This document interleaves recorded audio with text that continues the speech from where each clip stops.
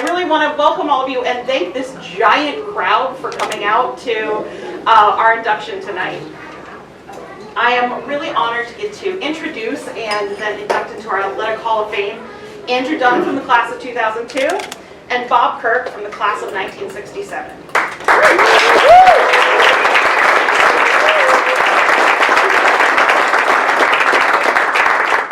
The Columbus Academy Athletic Hall of Fame is designed to recognize and honor former student athletes, coaches, and other individuals who have made exceptional contributions to the athletic programs at Columbus Academy.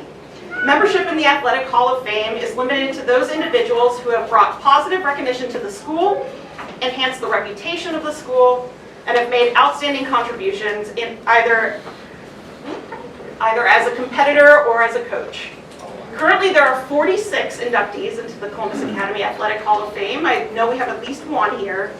And Andrew and Bob will be numbers 47 and 48, respectively. And I will say, personally, this is a very special induction for me because it's not every day you have two members being inducted that you knew when you were in school here. I was personally able to witness both of their contributions to this school. Some of my favorite memories have to do with what both of these wonderful individuals did. I remember fall Friday football games and Andrew giving me and the pep band many, many reasons to play the fight song. I probably legitimately still have it memorized if I could remember how to play the flute. But also, if you didn't know, Andrew played basically every position on the football field. We took physics together, and I remember Mrs. Hawk using Andrew kicking a field goal as an example for some physics concept that I obviously don't remember anymore. But if you're playing both offense, defensive, and then kicking all the field goals and punt return or kickoffs and everything in between, thank you. You have obviously made a contribution to the school. And it's even more exciting that Andrew and Mr. Kirk crossed over on the track. Now, Mr. Kirk has coached many, many, many Columbus Academy runners, and I poked around a couple of them that I know. Mac Taylor says hello and says thank you so much for making him the great runner he was, well, still is today. But beyond that, Mr. Kirk played a huge role in almost every Academy grad's life because all of us had to give a junior speech. So I remember Mr. Kirk taught me how to project, which I'm still doing that today, so thank you very much. But beyond that, one of my favorite random Mr. Kirk memories is that he was the videographer for every school theater production. So legitimately, I will pull the VCR out of the basement sometimes and play the 1996 middle school production of Oliver for my niece and nephew. And that is all thanks to Mr. Kirk that I'm able to show my niece and nephew how I was not a great singer and should not have been cast in singing. Really, it is truly my pleasure to get to think back on these memories of both of their times at the school here and take this chance to induct them into the Hall of Fame. So you don't have to just trust my word for how amazing they are and how worthy they are of being a part of our Athletic Hall of Fame. We're going to have some people speak about their connections with them as well. So first, I'd like to invite Andrew's brother, Russell, to come up and say a few words. Thank you, Mandy. I'm glad you brought up the junior speech because I woke up this morning and I was so freaking nervous. I thought, I got to get up in front of probably 100 people tonight. I'm sweating profusely. I absolutely hate public speaking, and I was fortunate enough to be a student here from kindergarten to 9th grade, and one of the main reasons I left was the junior speech. So thank you for bringing that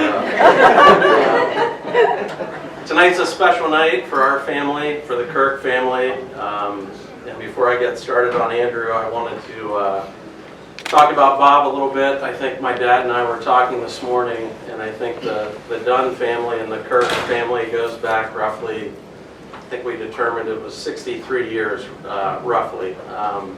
But it's pretty special. I think it means a lot to Andrew and the Dunn family that these two are going in together. And Bob's a legend around here, and it's just a special night to be a part of this for both these gentlemen. So congratulations, Bob. Andrew and I grew up about 3 or 4 miles from here. We were fortunate to kind of grow up in the woods of Gahanna. A lot of running around in the woods. We were fortunate that we had a basketball court that was maybe big enough for a really good game of 3-on-3. And then we had which was roughly maybe a 50-yard by 30-yard apple orchard that had maybe 2 or 3 trees, 4 trees kind of in the orchard. And through the years, Andrew and I were pretty competitive. And as we were getting older, middle school, we would have a lot of competitions. And I see a lot of faces in the crowd tonight that were a part of those competitions, whether it was on the basketball court or in that apple orchard. And I like to really refer to these early years as the start of Andrew's athletic career. And I don't know if anyone has watched the show Wonder Years. Andrew and my dad would refer to me as Wayne Arnold, the older brother, little Kevin here. I was a little tough on Andrew, and it was a lot of fun for me to take Andrew and his friends out into the apple orchard. And I think David Courier, who was not here, would probably be the one that would remember it the most. But I had this big pad that you would put on your forearm, and I thought I was Dick Butkus. And I would just clobber Andrew and David Courier and countless others, Andy Meyer. Andrew Wilkins was a part of it. And the thing that I noticed at that age, with Andrew was he would never tap out. He would just keep going. He would fight till the end. It didn't matter if I clotheslined him 50 times in that apple orchard. A week later, he would say, "Jimmy, I want to go again. Let's do it." And I thought, what is wrong with him? All right. And, those early years, I can remember sitting in the kitchen and overlooked our basketball court. And a lot of nights I would be lazy. I'd be in there and I'd look at Andrew, and I could imitate. He had that, big base. He'd have that left-handed jump shot. And that jump shot, I think I watched it 1,000 times.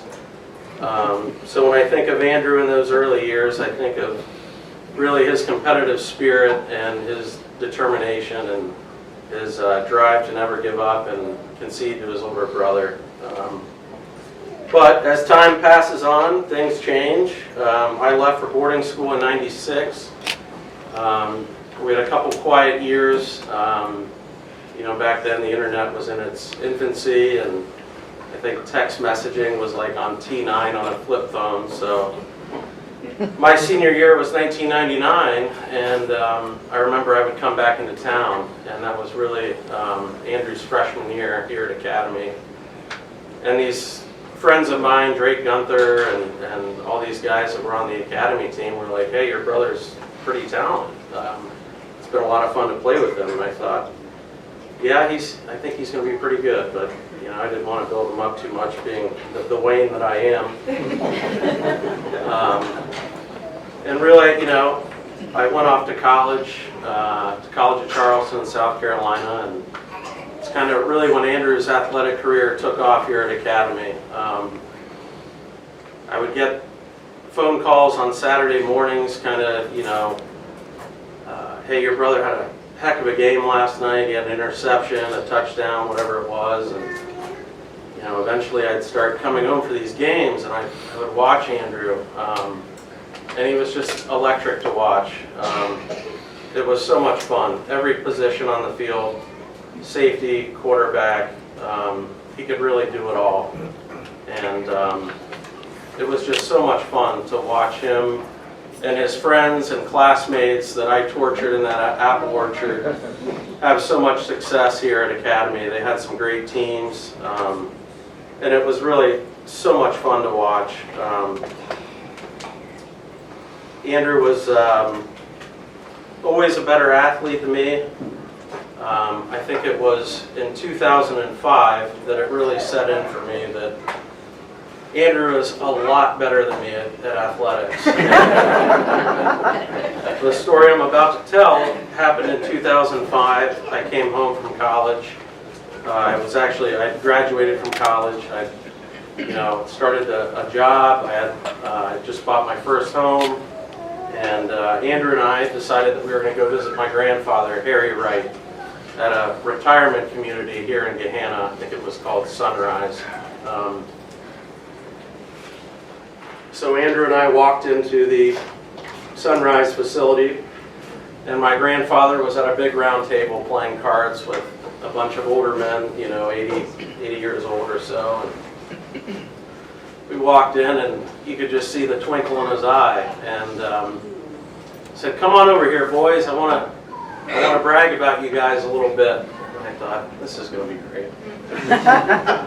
Well, Andrew was first, and I'm going to imitate my grandfather's voice, and it was, "This is my grandfather, or my grandson, Andrew, two-time All-State at Academy.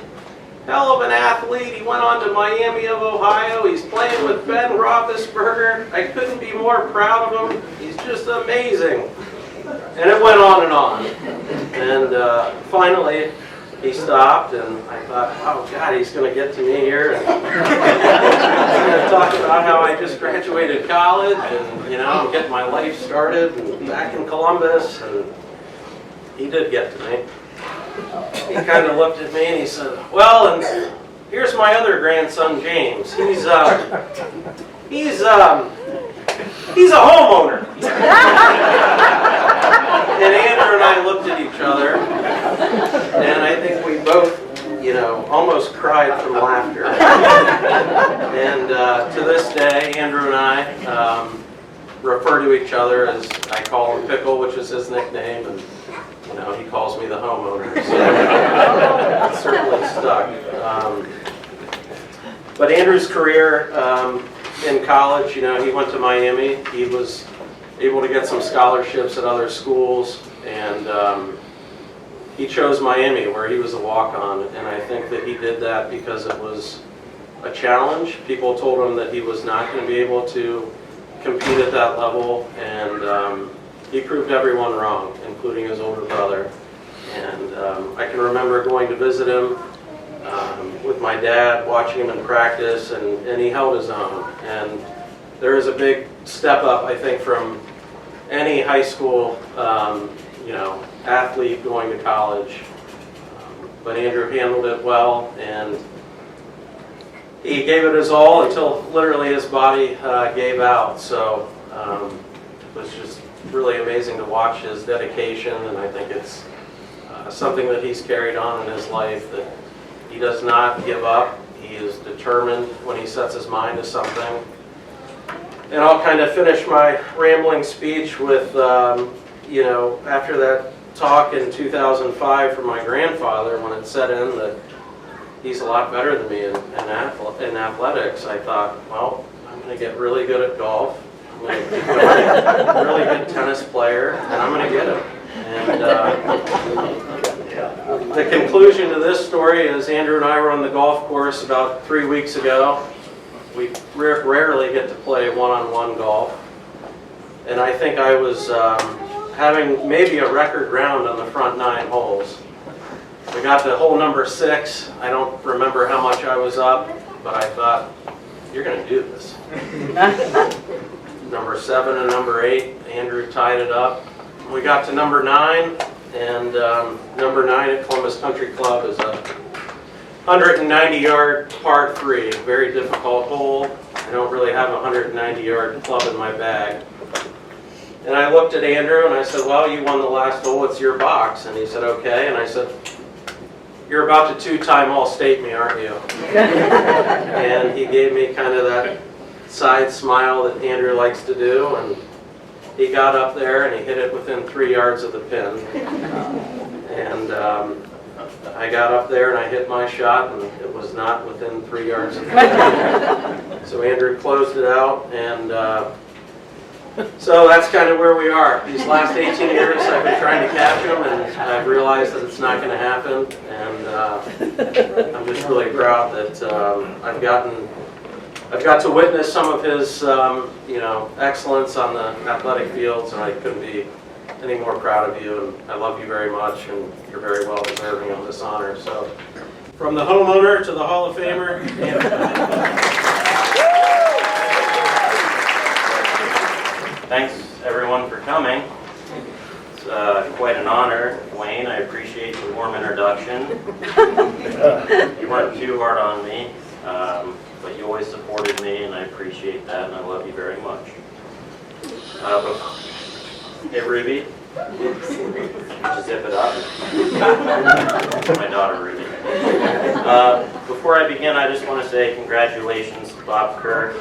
Bob was and is a legendary coach, one of the best motivators I've ever known, and an incredible athlete himself, and I just want to say congratulations. So, I'd like to thank the school and those who were responsible for putting on this wonderful event tonight. I'd also like to thank the alumni board and Mandy for, helping put all of this together tonight. It's something I don't or didn't really think about very often, but I'm sincerely grateful and humbled to be included with all of these former inductees, Scots, here tonight, a lot of whom achieved a lot more in their athletic careers than I did. I wouldn't be here if it were not for the support of my family, my mom, Karen, and my dad, Jim. You both played a huge role in getting me to where I am today, and I love you very much, and thank you. I love sports from an early age, but wasn't always successful. In second grade, I was one of those kids who needed a little bit of extra work with Jim's stall in the Barton room.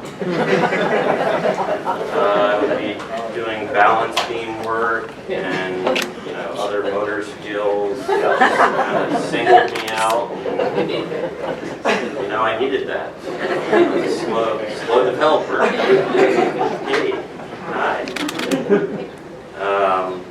As years went on. Remedial PE.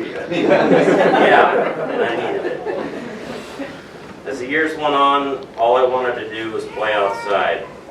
I'd make my dad, when he got home from work, I'd make him come out and play me in basketball to 100. And we would get to 100, and we'd do it about once a week. And being a parent now, I can understand the patience that took. And no matter how much stress or how tired you were, you did it, and I appreciate it. We also had a really good class at Academy. I probably played more sports with David Courier than anyone else in my life, and we had some good battles in tennis, chess, basketball, soccer, you name it, ping pong, and those are memories I will never forget. But if you can't tell, football is my passion. I like that it was a team sport. We had a great group of athletes, from Scott Smith, Stephen Lauderman, Drew Johnson, Danny Crane, Andy Meyer, Paul Loper, and many more. And we also had great coaches, Jim Collis, Mike Asbeck, Paul Kegelmeyer, Coach Thibner, and someone who was near and dear to me, Mark Barron. Mark was one of a kind, and one of those people who had an intense passion for teaching and competing. I miss him greatly, and I think about Mark about every day. If it were not for all my teammates, coaches, and parents, I obviously would not be here today, so thank you to everyone. I thought I would share my best and worst memory of playing sports at Academy, and then we can be done with me. Starting with the worst. It's my junior year, and we were in the second round of the basketball tournament playing Bloom Carroll. Coach Exline was my head coach. He's here tonight. Hello. Coach Worsler was the assistant, and now I think it's flip-flopped, but two extraordinary men taught me a lot, and very grateful to have played for them, so thank you. But Bloom Carroll was a team that I think we all knew was better than us, and a game we should lose, but here we are. So I get fouled in the fourth quarter with no time left on the clock, and the game was tied. I had 2 free throws coming my way after a timeout. In my heart, I knew if I didn't make one of these, we're probably going to lose the game. So I get up to shoot my first free throw, and my legs felt like jelly. My heart was racing. I'm literally thinking, just don't airball this and get it to the rim. So that's what I did. I got it to the rim, and it hit the back of it perfectly and just bounced right back to me. Well, I did that. Then those thoughts come rolling back in. Just make this, Andrew, or else. I go through my routine. I heave it up there. I thought it was good, and it just missed. We lost by 10 points in overtime. So it still haunts me to this day, and I apologize to the seniors on that team because I think something in the write-up said I won the foul shooter award, so good for me. The best memory was when we played two-time defending state champs Amanda Clear Creek at home. We were both 3-0 or something going into that game. This was the game that we had been working on all summer preparing for. And that week during practice, the coaches drilled into me a play that they would run at some point during the game, and they guaranteed it would be run. I was playing free safety, and so they told me if Amanda does a play-action bootleg pass, and you see the tight end going to cross, then you need to jump in front of it and do something with it. Well, it wasn't until late in the fourth quarter, and they were driving on their own 30, I think, at that point. And I forget what down it was, but they were driving. So here comes the play action. And I immediately saw the tight end crossing, so I kind of slowed down because this is the play. It's like drilled in my head. And I see it, and I'm like, all right, slow down. Don't like show that I'm about to, go after it. As soon as the QB goes, I pounce on it, stepped in front of it, intercepted it, ran it for a touchdown on their sideline to kind of seal the deal. And that was the best athletic moment of my career.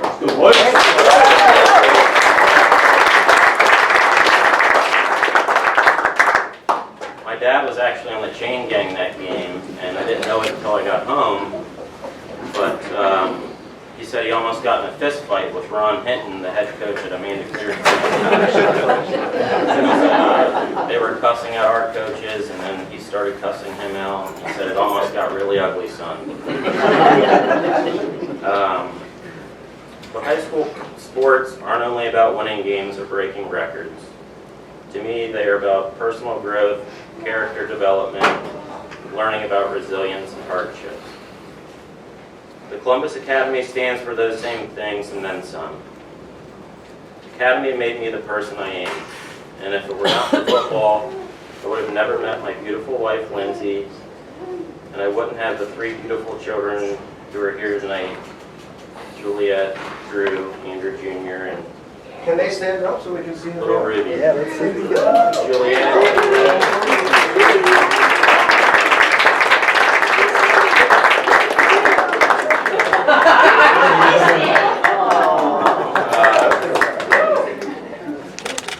So it's an honor to be able to see my kids attend this wonderful school, and I'm sure Academy will do for them what it did for me.